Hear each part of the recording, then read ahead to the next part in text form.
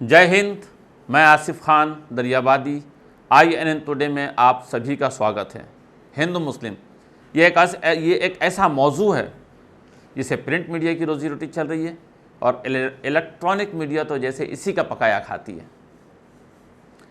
हमने गौर किया कि मुसलमानों की हालत आज़ादी के आज 73 साल बाद भी बद से बदतर क्यों होती जा रही है।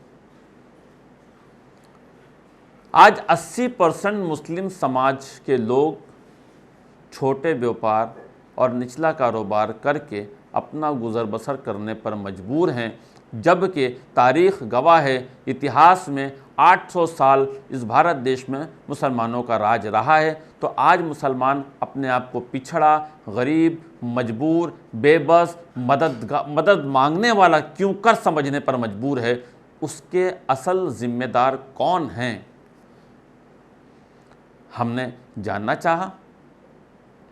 ऑल इंडिया मुस्लिम काउंसिल के जनरल सेक्रेटरी जनाब महमूद दरियाबादी साहब से। महमूद साहब, आपका INN टुडे में बहुत बहुत स्वागत है। हमारा आपसे ये सवाल है कि आज़ादी के 73 साल बाद भी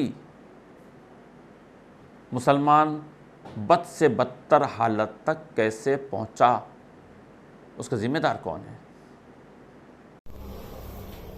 मुसलमानों के हालात ऐसे क्यों हैं, ये एक अच्छा सवाल है।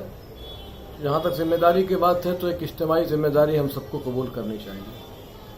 हम सब इसके ज़िम्मेदार हैं। जैसी कोशिशें हमको करनी चाहिए थी, हम लोगों ने वैसी कोशिशें नहीं की। जितने हम ख्याल लोगों को अपने साथ देना चाहिए था, हमने उस पर भी तवज्जो नहीं की। इस देश के जो कमज़ोर तबके के लोग हैं, गरीब तबके के लोग हैं, सताए हुए जो लोग हैं, बरसों सदियों से जिनके साथ जुल्म हो रहा है, उनके साथ हमें जिस तरह से हमदर्दी करना चाहिए हमने वो भी नहीं किया, हमें उनका भी साथ नहीं मिला। तो ये सारी चीज़ें ऐसी हैं जिसको हम कह सकते हैं कि हमारी कमज़ोरी की वजह से हैं। हमें इस पर तवज्जो देना चाहिए। इस मुल्क में रहने के लिए सबसे बेहतर तरीक़ा ये है कि हम अपने जो गैर मुस्लिम भाई, गैर मुस्लिम पड़ोसी हैं, उनका जहन साफ़ करें। इस्लाम के ताल्लुक़ से, मुसलमानों के ताल्लुक़ से बहुत से लोगों ने गैर मुस्लिम भाइयों का जहन ख़राब करने की कोशिश की है। कुछ नौजवान उससे मुतासिर भी हुए हैं। उनका जहन साफ़ करने की ज़रूरत है। ये हमारी जिम्मेदारी आइंदा होना चाहिए। बाकी हौसला हारने की ज़रूरत नहीं है, हौसला कायम रखने की ज़रूरत है। इंशाअल्लाह हालात बेहतर होंगे। महमूद साहब, हम आपसे ये भी जानना चाहते हैं कि मौजूदा वक्त में मुस्लिम नौजवान के मुताल्लिक़ तंजीमें, उलमाओं की क्या फ़िक्र है। देखिए, इस सिलसिले में मुस्लिम तंजीमें भी अल्हम्दुलिल्लाह काम कर रही हैं। बहुत सी तंजीमें, हमारी कुछ बड़ी तंजीमें ऐसी हैं जिन्होंने ये कोशिश की है, बल्कि इन्होंने पूरा काम ये हाथ दिया है कि जिनके साथ नाइंसाफ़ी हुई है उनके वो मामलात अदालत में उठाए जाएँ। बड़े पैमाने पर लोग उसके लिए भी कोशिश कर रहे हैं। कुछ तंजीमें ऐसी हैं, ख़ास तौर पर India Muslim personal law board, जो सिर्फ मजहबी मामलात पर निगाह रखता है। जहाँ कहीं मज़हब में मुदाखलत की जाती है किसी भी अंदाज में, उसके लिए वो तहरीक शुरू करता है, कोशिशें करता है। बहुत हद तक उसमें कामयाबी आती है, बहुत हद तक ऐसा रहता है कि लोगों में बेदारी आती है। लोग खुद से अपने समाज में अपने अंदर इस्लाह की कोशिश करते हैं। इसी तरह कुछ हमारी तंजीमें ऐसी हैं कि जो तालीम का काम कर रही हैं। और अल्हम्दुलिल्लाह अभी एक कोरोना की जो वबा चल रही है, तो अल्हम्दुलिल्लाह उसमें मुस्लिम तंजीमों ने बहुत अच्छा काम किया। ख़ास तौर पर गरीबों और मज़दूरों की, मुसाफिरों की जिस तरह से इमदाद की, रास्ते में जा करके अपने गली और अपने महल्लों में जिस तरह से उन लोगों ने अनाज तकसीम किया है, जिस तरह से खाना तकसीम किया है, ये मुस्लिम तंजीमों का एक बहुत, बल्कि मुस्लिम नौजवानों का उसमें जो किरदार रहा, उसके लिए भी सारे लोग मुबारकबाद के मुस्तहिक़ हैं। और ये सिलसिला भी जारी रखना चाहिए और बग़ैर लिहाज मज़हब और बग़ैर लिहाज मिल्लत सबकी मदद करनी चाहिए। इसी में कामयाबी है। सारे मज़लूमों को साथ लेकर के हम चलेंगे तभी काम बनेगा। और तंजीमें इसमें काम भी कर रही हैं और मज़ीद बेहतर करने की ज़रूरत है। आज आज़ादी के 73 साल बाद भी मुसलमानों की जो बद से बदतर हालत हुई है, लोग इसका इल्ज़ाम सिर्फ कांग्रेस पर थोपते हैं। क्या सिर्फ कांग्रेस इसकी ज़िम्मेदार है, या मुस्लिम तंजीमें इसकी ज़िम्मेदार हैं, या उलमा इकराम ज़िम्मेदार हैं? आपकी क्या राय है? ہم لوگ سیاسی لوگ نہیں ہیں، اس لیے ہم کسی سیاسی پارٹی کا نام لے کر کے حمایت یا مخالفت تو نہیں کرتے۔ البتہ اتنا عام طور پر یہ ضرور کہہ سکتے ہیں کہ مسلمان اس ملک میں کسی پارٹی کسی تنظیم کا ملوہ مزدور نہیں ہے، نہ کسی کے کہنے سے ووٹ دیتا ہے، نہ کسی کو اس غلط فہمی میں رہنا چاہیے کہ مسلم ووٹ اس کی جیب میں ہے۔ باقی ہماری کوشش یہ ہونی چاہیے کہ ہر حلقے میں ہر علاقے میں حالات دیکھ کر کے ہم فیصلہ کریں اور ایسے لوگوں کو کامیاب کریں جن کے اندر سارے لوگوں کو لے کر کے مل کر کے چلنے کی صلاحیت ہو، جو اس ملک کی حفاظت بھی کر سکیں اور اس ملک میں جو لوگ رہتے ہیں سب کے ساتھ انصاف بھی کر سکیں۔ یہ ہم سب کی کوششیں ہونی چاہیے۔ ہر علاقے میں الگ الگ انداز میں ایک منصوبہ، ایک اسٹریٹجی جو ہوتی ہے وہ بنانے کی ضرورت ہے۔ اس سے مجموعی طور پر ایسی کوئی بات نہیں کہی جا سکتی کہ کس پارٹی کی حمایت کی جائے اور کس کی مخالفت کی جائے۔ موجودہ وقت میں جو مسلمان اس وقت کاروبار نسبت سے مسلم نوجوانوں کے لیے تنظیموں کی کیا فکر ہے، اور مستقبل میں مسلم نوجوانوں کے لیے آپ کی طرف سے کیا پیغام ہے؟ کیا مسلم تنظیموں نے ان کے لیے کیا کوئی پروگرام بنائے، کوئی اسٹریٹجی بنائی ہے؟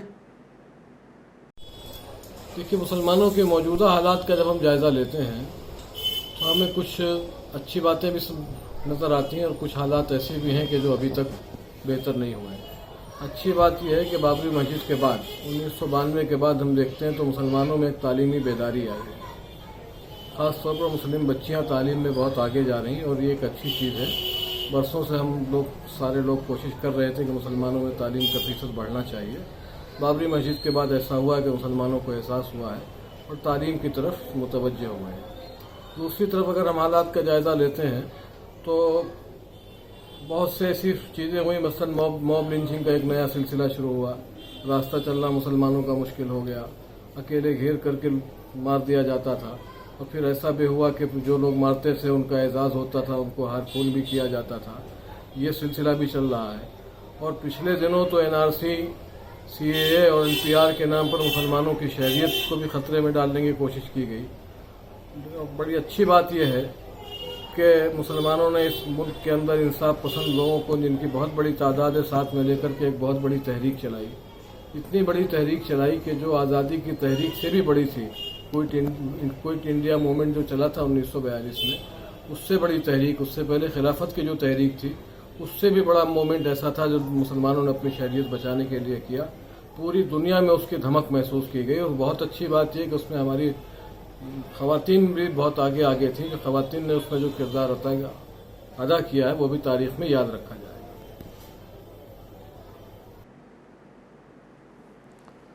آپ نے دیکھا محمود علی آبادی صاحب نے ڈیفنس کیا، ایک سچائی بتائی، اور آپ کے سامنے انہوں نے اپنے خیالات رکھے۔ آج جو ایک سوال آتا ہے کہ 73 سال بعد بھی مسلم سماج کی یہ حالت کیسے ہوئی، اس کا صحیح معنوں میں ذمہ دار کون ہے؟ تو میں یہ کہتا ہوں کہ نہ ہی کانگریس ذمہ دار ہے، نہ مسلم تنظیمیں ذمہ دار ہیں، نہ علماء اکرام ذمہ دار ہیں۔ ذمہ دار ہیں تو صرف اور صرف ہمارے اپنے والدین، ہم اپنی نسلوں کو،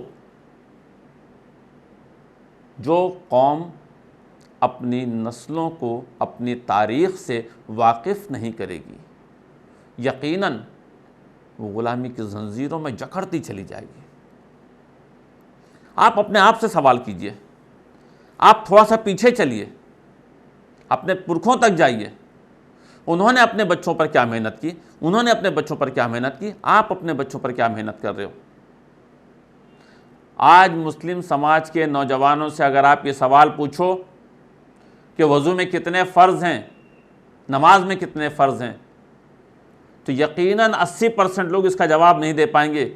لیکن انہی نوجوانوں سے یہ پوچھو کہ سنی جماعت میں کتنی خامیاں ہیں، اہل حدیث میں کیا خامیاں ہیں، جماعتوں میں کیا کیا ہوتا ہے، شیعوں میں کیا کیا کمیاں ہیں، وہ تمام چیزیں پتہ ہوگی۔ یہ جو فرقوں کا زہر آپس میں گھلا ہے، یہی سب سے بڑی ناکامی کی وجہ ہے۔ تاریخ سے واقف کرائیے، فکر کیجئے، کسی نے کیا خوب انداز میں کہا ہے، بہت خوبصورت طریقے سے آپ کو بہت ہی آپ کو زور دینا ہوگا۔